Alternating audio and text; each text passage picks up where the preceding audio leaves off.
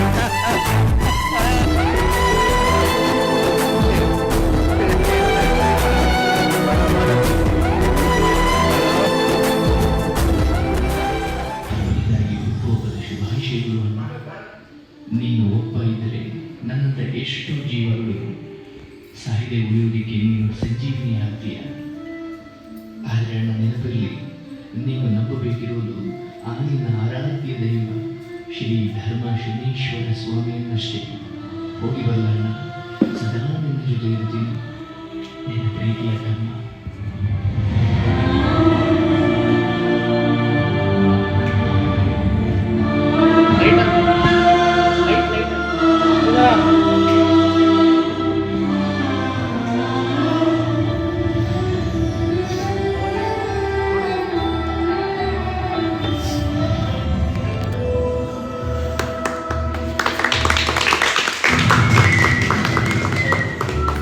ಬಾರೋ ಲೈ ಕರ್ಣ ಬಾಯ್ ಬಾರ ಅಕ್ಕ ಬನ್ನಿ.